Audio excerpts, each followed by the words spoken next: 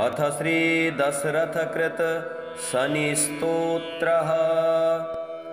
नमः कृष्णाय नीलाय शितिकण्ठनिभाय च नमः कालाग्निरूपाय कृतान्ताय च वै नमः। नमो निर्मांसदेहाय दीर्घमश्रुजटाय च नमो विशालनेत्राय शुष्कोदरभयाकृते नमः पुष्कलगात्राय स्थूलरोम्णेत वै नमः। नमो दीर्घाय शुष्काय कालदंष्ट नमोऽस्तु ते।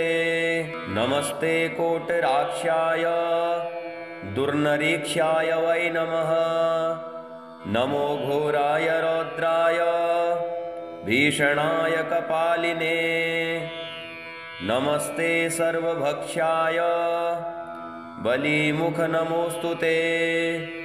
सूर्यपुत्र नमस्तेस्तु भास्करे भयदाय च अधोदृष्टेः नमस्तेस्तु संवर्तक नमोऽस्तु ते। नमो मन्दगते तुभ्यं निस्त्रिंसाय नमोऽस्तु ते।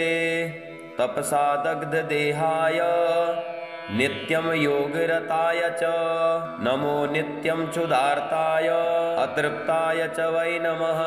ज्ञानचक्षुर्नमस्तेस्तु कश्यपात्मजसूनवे तुष्टो ददासि वैराज्यं रुष्टो हरसि तत्क्षणात्। देवासुरमनुष्याश्च सिद्धविद्याधरोरगाः त्वया विलोकिताः सर्वे नाशं यान्ति समूलतः। प्रसाद कुरु मे शौरे वरदो भयभास्करे। एवं स्तुता तदा शौरिर्ग्रहराजो महाबलः। दशरथ उवाच प्रसन्नो यदि मे शौरे वरं देहि ममेप्सितम्। अद्य प्रभृति पिङ्गाक्ष पीडा देया न कस्यचित्। नमः कृष्णाय नीलाय शितिकण्ठनिभाय च नमः कालाग्निरूपाय कृतान्ताय च वै नमः। नमो निर्मांसदेहाय दीर्घमश्रुजटाय च नमो विशालनेत्राय शुष्कोदरभयाकृते नमः पुष्कलगात्राय स्थूलरोम्णेत वै नमः।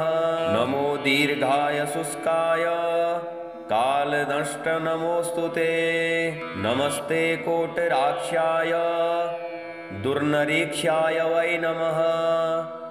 नमो घोराय रौद्राय भीषणाय कपालिने नमस्ते सर्वभक्षाय बलिमुख नमोऽस्तु ते। सूर्यपुत्र नमस्तेस्तु भास्करे भयदाय च अधोदृष्टेः नमस्तेस्तु संवर्तक नमोऽस्तु ते। नमो मन्दगते तुभ्यं निस्त्रिंसाय नमोऽस्तु ते। तपसा दग्धदेहाय नित्यं योगरताय च नमो नित्यं क्षुधार्ताय अतृप्ताय च वै नमः। ज्ञानचक्षुर्नमस्तेस्तु कश्यपात्मजसूनवे तुष्टो ददासि वैराज्यं रुष्टो हरसि तत्क्षणात्। देवासुरमनुष्याश्च सिद्धविद्याधरोरगाः त्वया विलोकिताः सर्वे नाशं यान्ति समूलतः। प्रसाद कुरु मे शौरे वरदो भयभास्करे। एवं स्तुता तदा शौरिर्ग्रहराजो महाबलः। दशरथ उवाच प्रसन्नो यदि मे शौरे वरं देहि ममेप्सितम्। अद्य प्रभृति पिङ्गाक्ष पीडा देया न कस्यचित्। नमः कृष्णाय नीलाय सितिकण्ठनिभाय च नमः कालाग्निरूपाय कृतान्ताय च वै नमः नमो निर्मांसदेहाय दीर्घमश्रुजटाय च नमो विशालनेत्राय शुष्कोदरभयाकृते नमः पुष्कलगात्राय स्थूलरोम्णेत वै नमः नमो दीर्घाय शुष्काय कालदंष्ट नमोऽस्तु ते नमस्ते कोटराक्षाय दुर्नरीक्षाय वै नमः नमो घोराय रौद्राय भीषणाय कपालिने नमस्ते सर्वभक्षाय बलिमुख नमोऽस्तु ते सूर्यपुत्र नमस्तेस्तु भास्करे भयदाय च अधोदृष्टेः नमस्तेस्तु संवर्तक नमोऽस्तु ते नमो मन्दगते तुभ्यं निस्त्रिंसाय नमोऽस्तु ते तपसा दग्धदेहाय नित्यं योगरताय च नमो नित्यं क्षुधार्ताय अतृप्ताय च वै नमः ज्ञानचक्षुर्नमस्तेस्तु कश्यपात्मजसूनवे तुष्टो ददासि वैराज्यं रुष्टो हरसि तत्क्षणात् देवासुरमनुष्याश्च सिद्धविद्याधरोरगाः त्वया विलोकिताः सर्वे नाशं यान्ति समूलतः प्रसाद कुरु मे सौरे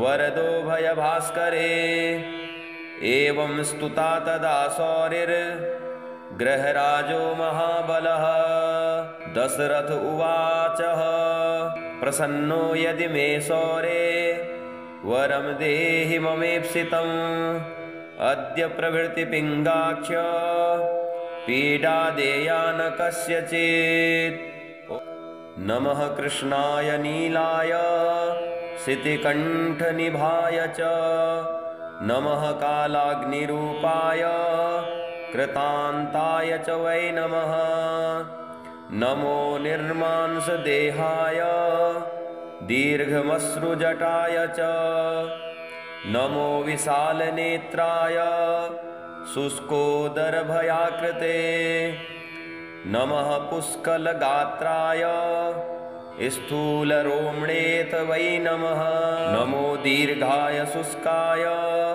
कालदंष्ट नमोऽस्तु ते नमस्ते कोटराक्षाय दुर्नरीक्षाय वै नमः नमो घोराय रौद्राय भीषणाय कपालिने नमस्ते सर्वभक्षाय बलिमुख नमोऽस्तु ते सूर्यपुत्र नमस्तेस्तु भास्करे भयदाय च अधोदृष्टेः नमस्तेस्तु संवर्तक नमोऽस्तु ते नमो मन्दगते तुभ्यं निस्त्रिंसाय नमोऽस्तु ते तपसा दग्धदेहाय नित्यं योगरताय च नमो नित्यं क्षुधार्ताय अतृप्ताय च वै नमः ज्ञानचक्षुर्नमस्तेस्तु कश्यपात्मजसूनवे तुष्टो ददासि वैराज्यं रुष्टो हरसि तत्क्षणात् देवासुरमनुष्याश्च सिद्धविद्याधरोरगाः त्वया विलोकिताः सर्वे नाशं यान्ति समूलतः प्रसाद कुरु मे सौरे वरदो भयभास्करे एवं स्तुता तदा सौरिर्ग्रहराजो महाबलः दशरथ उवाच प्रसन्नो यदि मे सौरे वरं देहि ममेप्सितम् अद्य प्रभृति पिङ्गाक्ष पीडा देया न कस्यचित् नमः कृष्णाय नीलाय सितिकण्ठनिभाय च नमः कालाग्निरूपाय कृतान्ताय च वै नमः। नमो निर्मांसदेहाय दीर्घमश्रुजटाय च। नमो विशालनेत्राय शुष्कोदरभयाकृते। नमः पुष्कलगात्राय स्थूलरोम्णेत वै नमः। नमो दीर्घाय शुष्काय कालदंष्ट नमोऽस्तु ते। नमस्ते कोटराक्षाय दुर्निरीक्षाय वै नमः। नमो घोराय रौद्राय भीषणाय कपालिने। नमस्ते सर्वभक्षाय बलिमुख नमोऽस्तु ते। सूर्यपुत्र नमस्तेस्तु भास्करे भयदाय च। अधोदृष्टेः नमस्तेस्तु संवर्तक नमोऽस्तु ते। नमो मन्दगते तुभ्यं निस्त्रिंसाय नमोऽस्तु ते। तपसा दग्धदेहाय नित्यं योगरताय च। नमो नित्यं क्षुधार्ताय अतृप्ताय च वै नमः। ज्ञानचक्षुर्नमस्तेस्तु कश्यपात्मजसूनवे।